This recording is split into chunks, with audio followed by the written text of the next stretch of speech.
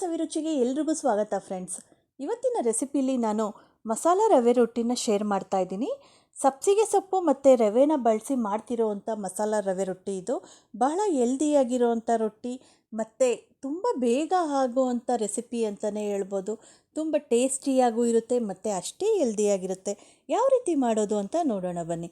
ಮೊದಲಿಗೆ ನಾನಿಲ್ಲಿ ರವೆ ರೊಟ್ಟಿ ಮಾಡೋದಕ್ಕೆ 2 ಬೌಲಷ್ಟು ಸೂಜಿ ರವೆನ ತಗೊಂಡಿದ್ದೀನಿ. ಅಂದರೆ ನಾನಿಲ್ಲಿ 2 ಬಟ್ಲಷ್ಟು ಚಿರೋಟಿ ರವೆನ ಬಳಸ್ತಾ ಇರೋದು ರವೆ ರೊಟ್ಟಿ ಮಾಡೋದಕ್ಕೆ. ಅದಕ್ಕೆ 1 ಗ್ಲಾಸಷ್ಟು ನೀರು ಹಾಕಿ ಚೆನ್ನಾಗಿ ಅರಳೋ ತನಕ ಒಂದು 2ರಿಂದ 3 ನಿಮಿಷದಷ್ಟು ಬಿಡ್ತೀನಿ. ಒಂದು 2-3 ನಿಮಿಷ ಬಿಟ್ಟರೆ ಸಾಕು, ರವೆ ಬೇಗನೆ ಅರಳುತ್ತೆ ನೀರಲ್ಲಿ. ಆ ನಂತರ ನಾವು ಇದಕ್ಕೆ ಈರುಳ್ಳಿ ಮತ್ತು ಸೊಪ್ಪೆಲ್ಲ ಹಾಕಬೇಕಾಗತ್ತೆ. ಇವಾಗ ಇದಕ್ಕೆ ಒಂದು 2-3 ನಿಮಿಷ ಆದ ನಂತರ 1-2 ಈರುಳ್ಳಿನ ಸಣ್ಣಕ್ಕೆ ಹಚ್ಚಿಟ್ಟಿದ್ದೆ, ಅದನ್ನು ಹಾಕ್ಕೊಂಡೆ. ಹಾಗೆ 1 ಹಿಡಿಯಷ್ಟು ಕೊತ್ತಂಬರಿ ಸೊಪ್ಪು, ಒಂದು 3 ಹಸಿಮೆಣಸಿನ್ಕಾಯಿ, ಒಂದು ಸ್ವಲ್ಪ ಕರಿಬೇವಿನ ಸೊಪ್ಪನ್ನ ಸಣ್ಣಕ್ಕೆ ಹಚ್ಚಿಟ್ಕೊಂಡಿದ್ದೀನಿ, ಇಷ್ಟನ್ನು ಹಾಕ್ಕೊಂಡೆ. ಹಾಗೆ 1 ಹಿಡಿಯಷ್ಟು ಒಂದು ಕೈ ತುಂಬ, ಅಂದರೆ ಅದು ಇನ್ನೂ ಜಾಸ್ತಿನೇ ಇದೆ ಅಂತಲೇ ಹೇಳ್ಬೋದು. ಸಬ್ಸಿಗೆ ಸೊಪ್ಪು ತುಂಬ ಸಣ್ಣಕ್ಕೆ ಹಚ್ಚಿಟ್ಕೊಂಡಿದ್ದೀನಿ, ಅದನ್ನು ಹಾಕ್ಕೊಂಡು ರುಚಿಗೆ ತಕ್ಕಷ್ಟು ಉಪ್ಪು ಹಾಕ್ಕೊಂಡು ಒಂದು ಅರ್ಧ-ಮುಕ್ಕಾಲು ಸ್ಪೂನಷ್ಟು ಜೀರಿಗೆನ ಹಾಕ್ಕೊಳ್ತಾ ಇದ್ದೀನಿ. ಜೀರಿಗೆ ಹಾಕೋದ್ರಿಂದ ಎಕ್ಸ್ಟ್ರಾ ಟೇಸ್ಟ್ ಬರುತ್ತೆ ಮತ್ತು ಜೀರ್ಣಕ್ರಿಯೆಯೂ ಚೆನ್ನಾಗಾಗುತ್ತೆ. ರೊಟ್ಟಿ ಫ್ಲೇವರ್ ತುಂಬ ಚೆನ್ನಾಗಿ ಬರುತ್ತೆ. ಇಷ್ಟು ಹಾಕ್ಕೊಂಡು ನೀಟಾಗಿ ಮಿಕ್ಸ್ ಮಾಡ್ಕೊಳ್ತಾ ಇದ್ದೀನಿ. ನಾವು ಮೊದಲೇ ನೀರು ಹಾಕಿರೋದ್ರಿಂದ ಈಗ ನೀರು ಹಾಕೋ ಅಗತ್ಯ ಇಲ್ಲ. ಅಕಸ್ಮಾತ್ ನೀರು ಬೇಕು ಅನಿಸಿದ್ರೆ ನೋಡ್ಕೊಂಡು ಕಲಿಸ್ಕೋಬೇಕಾಗತ್ತೆ. ನೀರು ಹಾಕ್ಕೊಂಡು ನೀಟಾಗಿ ಈರುಳ್ಳಿ ಎಲ್ಲ ಸೊಪ್ಪೆಲ್ಲ ಒಂದಕ್ಕೊಂದು ಹೊಂದ್ಕೊಳ್ಳೋ ಹಾಗೆ ನೀಟಾಗಿ ಮಿಕ್ಸ್ ಮಾಡ್ಕೊಳ್ತಾ ಇದ್ದೀನಿ. ಎಷ್ಟು ಚೆನ್ನಾಗಿ ಮಿಕ್ಸ್ ಮಾಡ್ಕೊಳ್ತೀವೋ ಅಷ್ಟು ಚೆನ್ನಾಗಿ ರೊಟ್ಟಿ ಬರುತ್ತೆ. ಈ ರೀತಿ ಮಿಕ್ಸ್ ಮಾಡ್ಕೊಂಡು ಇಟ್ಕೊಂಡಿದ್ದೀನಿ, ನೋಡ್ತಿರ್ಬೋದು. ಸ್ವಲ್ಪ ಗಟ್ಟಿ ಅನಿಸ್ತು, ಅದಕ್ಕೋಸ್ಕರ ಇನ್ನೊಂದು ಅರ್ಧ ಗ್ಲಾಸಷ್ಟು ನೀರು ಹಾಕ್ಕೊಳ್ತೀನಿ. ಒಂದು ಅರ್ಧ ಗ್ಲಾಸ್ ನೀರು ಹಾಕಿದ್ರೆ ಸಾಕು. ರವೆ ಜೊತೆ ಸಬ್ಸಿಗೆ ಸೊಪ್ಪು ತುಂಬ ಚೆನ್ನಾಗಿ ಹೊಂದ್ಕೊಳ್ಳುತ್ತೆ. ಇಡ್ಲಿ ಆದರೂ ಸರಿ, ರೊಟ್ಟಿ ಆದರೂ ಸರಿ, ದೋಸೆ ಆದರೂ ಸರಿ, ಬಹಳ ಟೇಸ್ಟಿಯಾಗಿ ಬರುತ್ತೆ. ನಾವು ಉಪ್ಪಿಟ್ಟು ಮಾಡಿದ್ರೆ ಎಷ್ಟು ರುಚಿಯಾಗಿರುತ್ತೋ ಅಷ್ಟೇ ರುಚಿಯಾಗಿರುತ್ತೆ. ನೀವು ಸಹ ಈ ವಿಧಾನದಲ್ಲಿ ಒಂದು ಸರಿ ಟ್ರೈ ಮಾಡಿ. ಈಗ ಹೆಂಚು ಚೆನ್ನಾಗಿ ಕಾಯ್ದಿದೆ, ಹಿಟ್ಟು ರೆಡಿಯಾಗಿದೆ.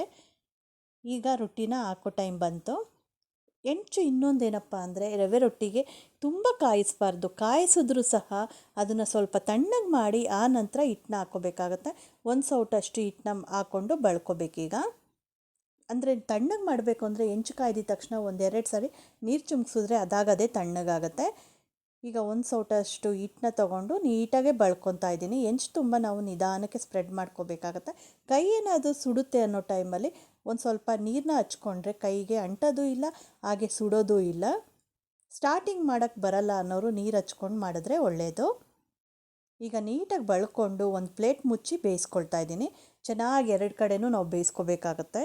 1-2 ನಿಮಿಷ ಆದರೆ ಸಾಕು. ಮೀಡಿಯಮ್ ಫ್ಲೇಮಲ್ಲಿ ಇಟ್ಕೊಂಡು ನಾವು ಬೇಯಿಸ್ಬೇಕಾಗತ್ತೆ. ಈಗ ಒಂದು ಸೈಡ್ ಚೆನ್ನಾಗಿ ಬೆಂದಿದೆ. ಈಗ ಪ್ಲೇಟ್ ತೆಗೆದ್ಬಿಟ್ಟು ಅದಕ್ಕೆ ಸ್ವಲ್ಪ ಎಣ್ಣೆ ಹಾಕ್ಕೊಳ್ತಾ ಇದ್ದೀನಿ. ಈ ಟೈಮಲ್ಲಿ ನೀವು ತುಪ್ಪ ಆದರೂ ಹಾಕ್ಕೋಬೋದು, ಇಲ್ಲ ಎಣ್ಣೆ ಆದರೂ ಹಾಕ್ಕೋಬೋದು. ನಾನು ಎಣ್ಣೆನೇ ಹಾಕ್ಕೊಳ್ತಾ ಇದ್ದೀನಿ. ಎಣ್ಣೆ ಹಾಕ್ಬಿಟ್ಟು ನೀಟಾಗೆ ಒಂದು ಸಾರಿ ಸವರ್ಬಿಟ್ಟು ಆ ನಂತರ ತಿರುವಾಕ್ಕೊಳ್ತೀನಿ. ಈಗ ಇನ್ನೊಂದು ಸೈಡ್ ಬೇಯಿಸ್ಕೋಬೇಕಾಗತ್ತೆ. ತುಂಬ ಚೆನ್ನಾಗಿ ಬರುತ್ತೆ, ತುಂಬ ಟೇಸ್ಟಿಯಾಗಿರುತ್ತೆ. 2 ಸೈಡು ಸಹ ಚೆನ್ನಾಗಿ ಬೇಯಿಸ್ಕೋಬೇಕು. ಸ್ವಲ್ಪ ಎಣ್ಣೆ ಸ್ವಲ್ಪ ಜಾಸ್ತಿ ಹಾಕಿದ್ರೆ ತುಂಬ ರೋಸ್ಟಾಗಿ ತುಂಬ ಗರಿಗರಿಯಾಗಿ ಬರುತ್ತೆ. ಎಣ್ಣೆ ಬೇಡ, ಜಾಸ್ತಿ ಬೇಡ ಅನ್ನೋರು, ಸ್ವಲ್ಪ ಮೆತ್ತಗೆ ಬೇಕು ಅನ್ನೋರು 1-2 ನಿಮಿಷ ಬೇಯಿಸಿದ್ರೆ ಸಾಕು. ಈಗ 2 ಸೈಡು ಬೆಂದಿದೆ. ಪ್ಲೇಟಲ್ಲಿ ಸರ್ವ್ ಮಾಡಿದ್ದೀನಿ, ತೋರಿಸ್ತಾ ಇದ್ದೀನಿ. ನೋಡ್ತಿರ್ಬೋದು ರೊಟ್ಟಿ ಚೆನ್ನಾಗಿ ಬಂದಿದೆ. ಈಗ ಎಲ್ಲ ರೊಟ್ಟಿನೂ ಸುಟ್ಕೊಂಡು 1-2 ರೊಟ್ಟಿನ ಸರ್ವ್ ಮಾಡ್ತಾಯಿದ್ದೀನಿ ಪ್ಲೇಟ್ಗೆ. ಬಹಳ ಚೆನ್ನಾಗಿ ಬಂದಿತ್ತು, ತುಂಬ ಟೇಸ್ಟಿಯಾಗಿತ್ತು. ನೋಡೋದಕ್ಕೂ ಹಸ್ರಾಗಿ ಕಾಣ್ತಾ ಇತ್ತು ರೊಟ್ಟಿ. ತುಂಬ ಟೇಸ್ಟಿಯಾಗಿರೋವಂಥ ರೊಟ್ಟಿ ಅಂತಲೇ ಹೇಳ್ಬೋದು.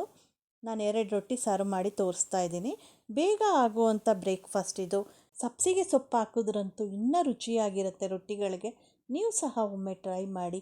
ಇದ್ರ ಜೊತೆಗೆ 1-2 ಸ್ಪೂನಷ್ಟು ತುಪ್ಪ, ಹಾಗೆಯೇ ನಾನು ಇದಕ್ಕೆ ಕಾಯಿ ಚಟ್ನಿ ಮಾಡಿದ್ದೆ. ತುಂಬಾ ಅದ್ಭುತವಾದಂಥ ಟೇಸ್ಟ್ ಇತ್ತು. ಕಾಯಿ ಚಟ್ನಿ ಜೊತೆ ಒಳ್ಳೆ ಕಾಂಬಿನೇಷನ್ ಅಂತಲೇ ಹೇಳ್ಬೋದು ರೊಟ್ಟಿ, ಸೊಪ್ಪಿನ ರೊಟ್ಟಿ. ನೋಡಿ ಸರ್ವ್ ಮಾಡಿದ್ದೀನಿ. ತುಂಬ ಟೇಸ್ಟಿಯಾಗಿ ಕಲರ್ಫುಲ್ಲಾಗಿ ಬರುವಂಥ ರೊಟ್ಟಿ ಇದು. ನೀವು ಕೂಡ ತಪ್ಪದೆ ಈ ರೆಸಿಪಿನ ಟ್ರೈ ಮಾಡಿ. ಹಾಗೆ ಯಾರೆಲ್ಲ ನನ್ನ ಚಾನಲ್ನ ಹೊಸದಾಗಿ ನೋಡ್ತಾ ಇದ್ದೀರಾ, ದಯವಿಟ್ಟು ಸಬ್ಸ್ಕ್ರೈಬ್ ಮಾಡ್ಕೊಂಡು ನೋಡಿ. ಈ ರೊಟ್ಟಿ ಏನಾದರೂ ನಿಮ್ಗೆ ಇಷ್ಟ ಆಗಿದರೆ ಒಂದು ಲೈಕ್ ಮಾಡಿ, ಹಾಗೆ ಎಲ್ಲರಿಗೂ ಶೇರ್ ಮಾಡಿ. ಮತ್ತೆ ಸಿಗ್ತೀನಿ ಇನ್ನೊಂದು ವಿಡಿಯೋದಲ್ಲಿ. Thank you for watching.